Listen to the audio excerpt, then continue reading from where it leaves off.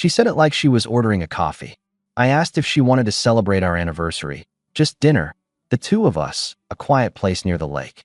Danielle didn't look up from her phone. Pass, she tossed out. Busy week. And honestly, restaurants bore me. She tapped a message, smirked at whatever came in, and left the room. No hug, no rain check, not even a fake smile. I stood there with my jacket half on and the reservation email open. 10 years. I'd been stupidly excited to do something simple and decent. I told myself it was a mood. I've managed construction crews through hurricane rebuilds. I can handle a cold evening at home. But it lodged in my throat how easy pass sounded. If I'd known where that tone was headed, I wouldn't have booked a table. I would have booked an exit. That night, I tried again in the kitchen. If dinner out's too much, I'll cook. Friday, she closed the fridge with her hip. You cooking is more dishes for me. I'll clean. I said no. She slid a bill across the counter. Gas card's maxed. Transfer me 200. I just topped it off. She shrugged, then topped the other one. I'm late for yoga. I wired the money. Not because she snapped. Because I was still in keep the peace mode. That would end, just not yet. Leah called 20 minutes later. Danielle's younger sister, 5 blocks away, the family's unofficial mediator. Her voice had that warm blend of humor and warning I liked. You sound like a man staring at a weather app in a thunderstorm. She blew off our anniversary. Says restaurants are boring. Leah paused. She's been different. I'll talk to her. I'll handle it, I told her.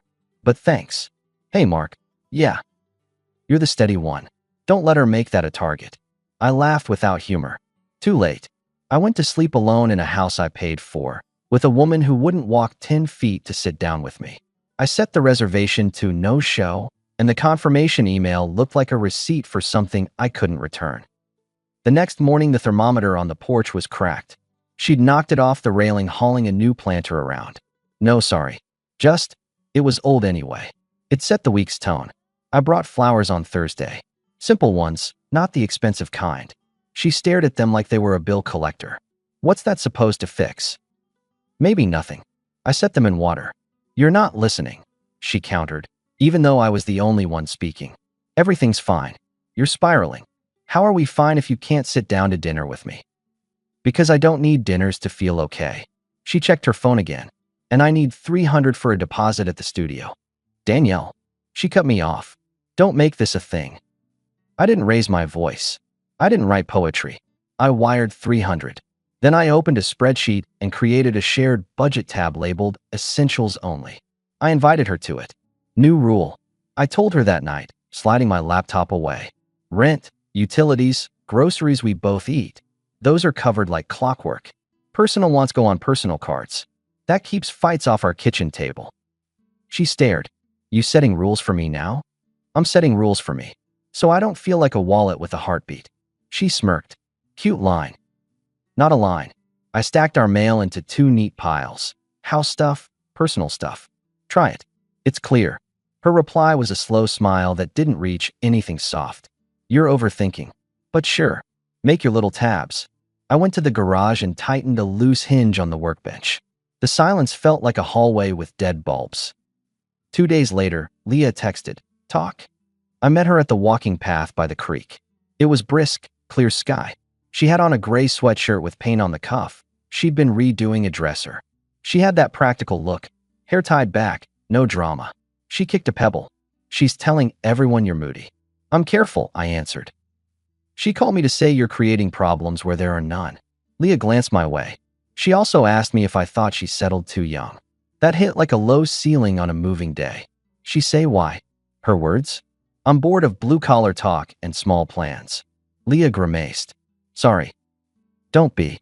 I'd rather know. Leah slowed. Mark, you've done the dinners and the gifts and the talks. At some point, you stop throwing lifelines to someone swimming to a different shore. I blew out a quiet breath. I'm not there yet. I get it, she said softly. But don't let her use your kindness as a prop. We walked another mile. We talked about her repainting project, about my crew's new contract on a school renovation. We did not talk about Danielle for a few minutes, which was a relief big enough to notice. That night I grilled chicken. Danielle ate on the couch with a show playing, volume up. I moved the utilities to autopay. I told her across the room. We're steady for the month. She waved a fork without looking. Had a spa day for me. I've been stressed. Personal card. She clicked pause. You said you wanted me to feel better. I want both of us to live like adults. Fine. She took a bite and smiled at something on her phone. You forgot to bring in the packages. I texted you about it. You mean the shoes that cost more than my truck tires? Don't be dramatic. She stood to get water. And by the way, Leah wants us to come by Sunday. Family thing. Great, I said. We'll be there. She looked surprised. You actually want to go? I don't hide from family. She laughed once. Good. We're something that fits. On Sunday, in Leah's kitchen, Danielle did her new bit. Light jokes at my expense, like I was a co-worker who left the coffee pot empty. He thinks budgeting is a personality, she told Leah's friend Bree, who had a sharp bob and sharper eyebrows. Bree smirked. Does he make you sign receipts? I lifted my plate. Only when you're serving sarcasm. Then I need a paper trail. Leah snorted, then hid it in a cough. Danielle shot her a glance. I put my fork down. New boundary, I said to the table, friendly voice, steady eyes. If the topic is my work ethic or money, and we're not solving a house problem, it's off the menu. Jokes included. Bree blinked. Oh, Leah nudged a bowl my way, almost like a thank you. Danielle tilted her head. Since when are you delicate? Since public digs started crowding out respect, I replied. She rolled her eyes. You're exhausting. Then pace yourself, I said, and went to stand by the window. Leah followed after a beat, handed me a napkin I didn't need. It wasn't about the napkin. On the drive home, Danielle turned to the window like the trees were more interesting than my face. You embarrassed me, she said. I drew a line. Same thing, different by a mile. I shouldn't have to tiptoe around you. You should want to respect me. She made a tisk sound. You're paranoid. Everything is fine. It wasn't, and we both knew it. But she had found a word with a sting and liked repeating it. I moved the guest bedding to the upstairs room that night. I set my toolbox by the door. Danielle watched with arms crossed. Sleeping apart now? She asked. For now, I answered. Until the tone changes. What? You think I'm going to beg? No, I said, flipping a pillow. I think you'll decide if you value this or not. And I want a good night's sleep in the meantime. She laughed low. You're a trip. Take a map, I told her, and shut the door. 2 days passed quiet. Too quiet. Then came the first soft turn. She set a plate down near my elbow while I checked bids at the dining table. Homemade stew. Not fancy, but good. She slid into the chair with a half smile. I made your favorite, she said. I overreacted at Leah's. I get tense when money comes up. Okay, I answered, careful not to rush. Thank you for dinner. I want us to be okay, she added, eyes on the table runner. So do I. Then stop making everything a test. I put the pen down. I'm not grading you. I'm insisting on basic respect. That's a floor, not a ceiling. I can try, she said. Let's find our rhythm again. I nodded. I ate. The stew was genuinely good. After we cleaned up, together, quiet, almost normal, she leaned in like maybe she'd kiss me. I stepped back an inch. Not dramatic, just not ready. She caught it and swallowed a comment. By Friday, the soften had evaporated. She texted at lunch, send $500. Need to lock in a spot for a retreat. No please. No context. I replied, essentials are covered. Personal things are on your card.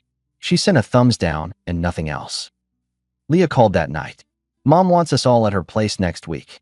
Potluck. You in? I'll be there. You sound fried, she said. Your sister is running drills on my patience. Leah blew out a breath. She's been posting throwback photos lately. High school, the old prom. I asked why. She shrugged and said some paths are better than others. Meaning, I think she's daydreaming about a different life. Leah's voice softened. I'm not saying you're not enough. I'm saying she's playing with matches near the curtains. I smell the smoke. I stood, looked at the second bedroom I'd turned into my spot. Neat, toolbox in the corner, a legal pad with a list titled, What I Control. I'm not her audience anymore. You shouldn't be, Leah replied. Saturday morning, Danielle upped the ante. I came back from the hardware store with new drill bits. She was on the couch scrolling through an alumni page, a photo of a guy in a tailored suit on her screen. She held it up. Remember Jason? He's doing well. House by the water, new company, always traveling. I tied off the bag. Good for him. He always had vision, she commented, like it was weather.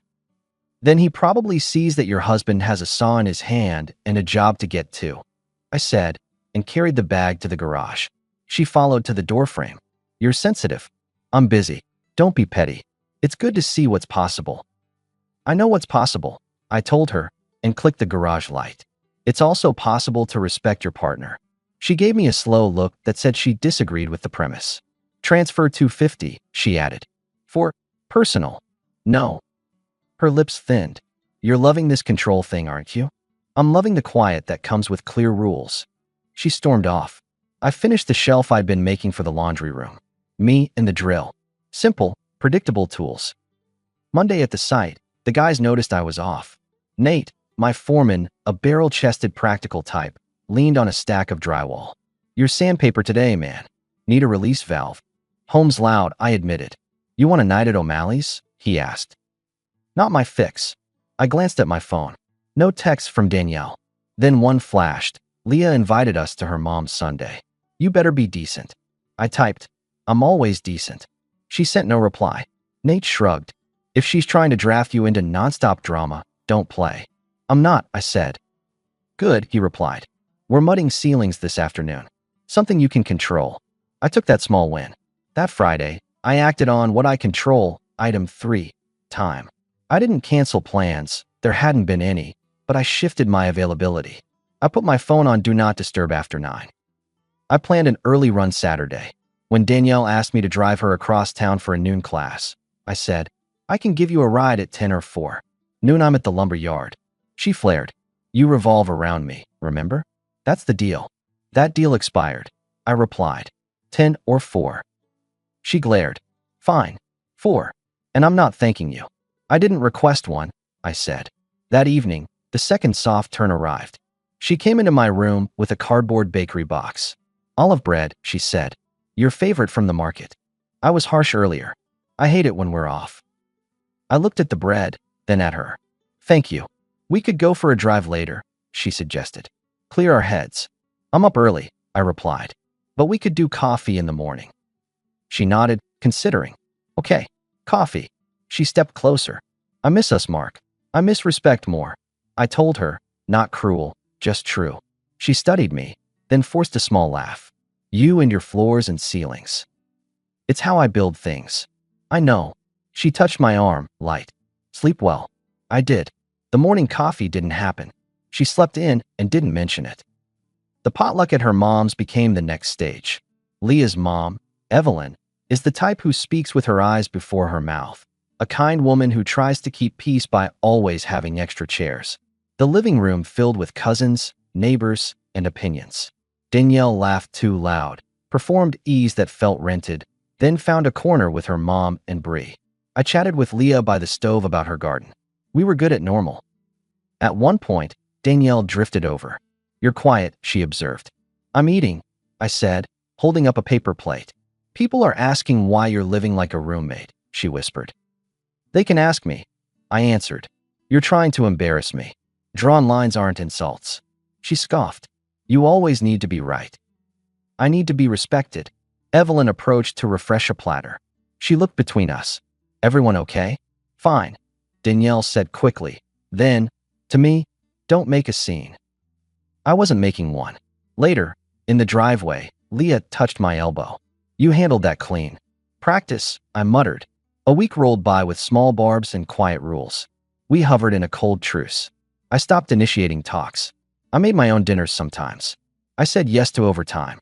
I said no to errands that existed to keep me on a leash. Leah noticed. She called one night. You've done enough, she said.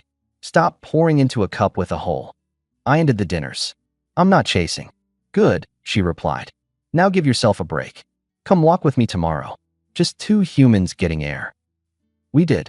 And then we did it the day after that. And the next. It started as miles underfoot and ended as conversations that actually fed me. We walked the creek. We walked Target's parking lot after it closed, the lights humming. We talked about her paint projects and my cruise jokes, and the way middle-age sneaks up and asks what you're still doing here. I didn't flirt. Neither did she. But the ground moved. I like this, Leah admitted one night, pulling her sleeve down against the breeze. Me too, I replied. No drama. Just sentences that end. She smiled. You always were my favorite talker. That's a low bar. I joked, and she laughed the real kind. We didn't cross lines. We stayed on the safe side of a rail and looked over it sometimes. Danielle noticed the change fast. When you stop orbiting, gravity announces itself. One Wednesday, she called at 8:30 p.m. while I was tightening a loose stair tread at the office, a different foreign territory where I'd chosen to spend my evening. Where are you? At the office, I answered, pocketing a screw. With who? A hammer. Don't get cute, she snapped. You've been gone every night. Not every night. Who are you seeing? Contractors, bid sheets, and daylight savings. Drop the routine and answer me. I'm on my time. You're my husband, she pressed. I'm also a man with boundaries. What happened to making it work? She asked, voice pitched low with accusation. I stopped being a fan club of one. There was a beat, then a sharp exhale. Fine. Be mysterious. Transfer me 600 by morning. Don't you worry about it. No. She hung up. A minute later, a text arrived. You're pushing me. I didn't reply. I tightened another screw, the kind of work that doesn't lie. The next night, I started making a very clear move. I took my name off the auto ship of her subscription boxes and set up separate grocery lists. I left her a note on the fridge. Groceries split. I'll stock what I eat. If you need something, put it on your list. She confronted me immediately. You're petty now? Over cereal. I'm careful with what I feed and how I feed it. She scoffed. You used to be generous. I still am, I said evenly. I'm done being careless. She jabbed a finger toward the door.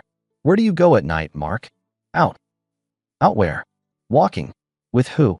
Leah, I told her. I didn't hide it. Clean is clean. She stared like I'd yanked the tablecloth and left nothing standing. You're joking. We walk. We talk. You're welcome to have a conversation anytime. You're spending your evenings with my sister? She invited me to clear my head. That's my sister, she repeated, like the word itself carried rights. You can't do that. I can do anything that keeps me sane and respectful. It's not secret. It's not complicated. Her eyes narrowed. You're trying to hurt me. No, I said. You're trying to control me. Two different sports. She shook her head and paced the room once. If you don't transfer the 600, I'm not going to your birthday. That's your choice. You won't have anyone there, she snapped. I will. She slowed, calculating. Fine. I'll go, but wear the navy shirt. It's the only decent one. Noted, I said. I didn't wear it. The walks with Leah continued. We kept it clean. We kept it honest. There were moments, like when she showed me a photo of a bench she built, and I reached to steady her phone and our hands did that extra second, but we didn't step over. We didn't have to. The respect itself was oxygen. Do you ever regret not being selfish earlier in life? Leah asked one night. I regret not learning earlier that peace is louder than noise, I told her. Good answer, she said, smiling. You'll be okay. So will you, I replied. By the time my birthday landed, I felt like a guy with an exit in his pocket and a reason not to sprint. Friends came, co-workers, cousins. Evelyn set out enough food to feed a church. Leah hugged me in the doorway. It lingered one beat too long, then settled back into safe. Danielle swept in late with a flat, happy birthday, and a gift card tossed into my hand like a receipt. Nate clapped my back. You made it to 43, old man. 44, I corrected. But who's counting? Your wife, he muttered, nodding toward Danielle, accepting everyone's compliments about her new fitness tracker like she invented walking. I didn't bite. I shook hands, cracked jokes, ate cake. I stood next to Leah in the kitchen pouring lemonade and felt something like belonging. And then it happened. The room hummed at a good volume. Evelyn asked Danielle near the island, voice low but not private. You okay, honey? You look down. Danielle sighed, heavy. I'm just sad, she said, and then she lifted her face and put the words in the middle of the room. Because I finally realized I married the wrong person. I should have chosen my ex. The hum cut. Cups hovered midair. Even the ice looked like it stopped melting. Somewhere a kid's cartoon laughed on a phone and sounded like it came from another planet. I set my cup down on the counter with a click that felt loud. I didn't breathe fire. I didn't make a speech about all the nights I'd stood like a fool holding flowers. I looked at Leah, who met my eyes and immediately looked down, hands twisting a napkin. Then I turned to Danielle. I kept my voice calm. I regret choosing you over your sister, I said. Gasps. Not the polite kind.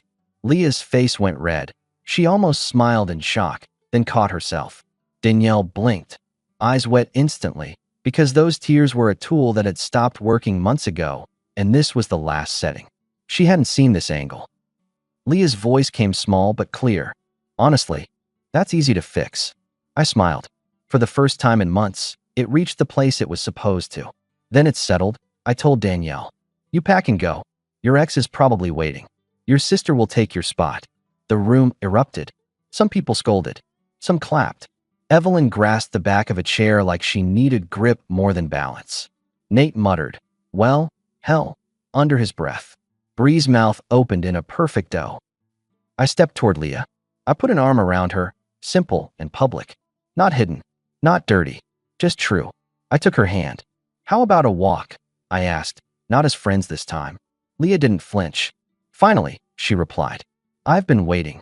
Danielle made a sound like a protest and a plea mixed together. I raised a hand lightly in her direction.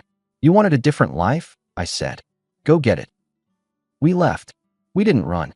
We walked out of a room full of noise and into air that didn't ask me to explain myself. We didn't go far. A block away there's a small bistro with decent salads and a dessert worth the price. We sat on the patio. The server lit the small candle on the table like it was a ceremony. Leah exhaled. You okay? She asked. I'm better than okay, I said. I'm done. We ordered. We laughed about the faces back there, the way Bree clutched her pearls without wearing any. Leah leaned in, elbows on the table. You know what you did in there? I ended a story that wasn't mine anymore. You chose yourself, she corrected. Finally, I nodded. About time. The next morning, I drove to the courthouse, paperwork in hand, steady steps, no theater. I filed. I left copies on the kitchen counter with an envelope containing a list of what I proposed and what I'd keep. Half the savings, I wrote. You know that number. I'm keeping the house and the truck. The rest is negotiable if it's clean. I didn't barter in insults. I put in facts. Danielle came home in the afternoon. She stared at the envelope like it might bite. You're serious, she said. I was serious last night too. You just picked her. I just stopped letting you pick me apart. This is insane. It's practical. She hissed a breath. You'll hear from me. I already have, I said, and went to my room. Half an hour later, I heard drawers opening and closing fast. The front door shut. No goodbye? It took a month. It felt longer, but the calendar doesn't lie. We signed. I lost half of what I'd saved. You can replace money. You can't buy back years, but you can stop pouring new ones into the wrong ditch. I kept the house. I kept the truck. I kept my mornings. Danielle moved out quietly. There were rumors she'd reached out to her high school dream, but he had a ring on his hand and a vacation calendar full of people who weren't her. She posted some cryptic quotes about growth that sounded like they were written by a blender. I didn't respond. Leah didn't smile at them. Life has a way of sorting itself when you unplug the drama. Leah and I didn't sprint. We didn't move her in the next day. We walked, like before, but now without pretending. We had dinner with friends who didn't need subtitles. We bought a small fire pit for my backyard and invited a couple of neighbors over for casual nights where the strongest thing was the mustard. She helped me stain the deck. She argued with me about whether tomato plants needed more space. She was right.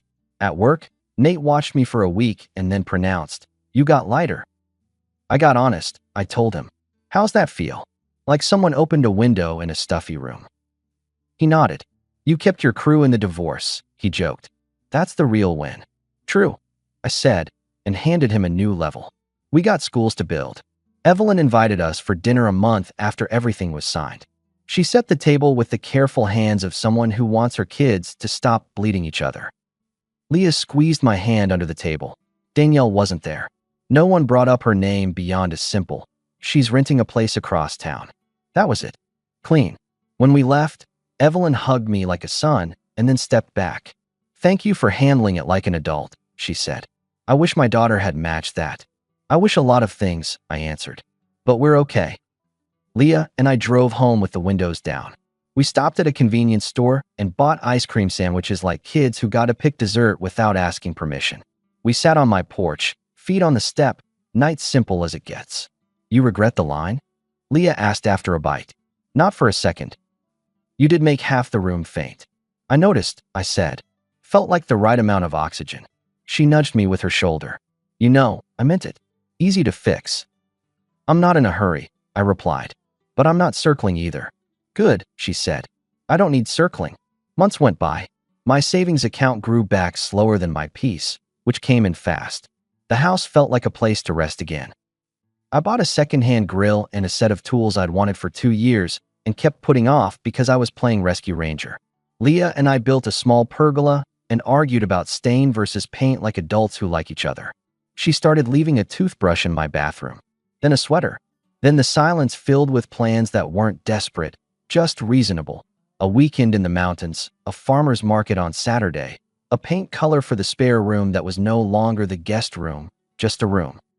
Danielle popped up twice. Once she sent a single-line text. You happy now? I replied, yes. No dot. No bench warming of the past. The second time she emailed me a photo of a beach I'd never taken her to and wrote, you never think big. I didn't answer. I was on my deck, holding Leah's hand, and the sky had that simple evening look that doesn't require a zip code to impress you. If you're looking for the moral, it's not wrapped in lace. It's this. When someone stops being your partner and starts treating you like a vending machine, you don't kick the machine hoping the snacks fall out. You unplug it. You set it at the curb. You keep your coin. And then you go find a kitchen where 2 people cook and nobody keeps score except to make sure the food's hot. On my birthday, she threw her little bomb to rewrite her story in front of an audience. She wanted pity or permission. She got a mirror. I didn't yell. I didn't list receipts. I put the last piece where it belonged and walked out with the person who actually saw me. That's not a movie ending. That's just a man refusing to live on a stage built on disrespect. I don't regret the money. I don't regret the decade. I learned. I kept my house. I kept my crew. I keep waking up next to a woman who asks me how I sleep and listens to the answer. I drive to job sites with coffee that actually tastes like coffee, not like swallowing a compromise. I come home to a place where no one is auditioning for a role that doesn't exist. And if you're wondering about that exact final line I gave her in the kitchen, I meant it. She wanted a different life. I gave her the road. The door didn't lock on its own. I turned the handle. Then I built something better where the draft used to be.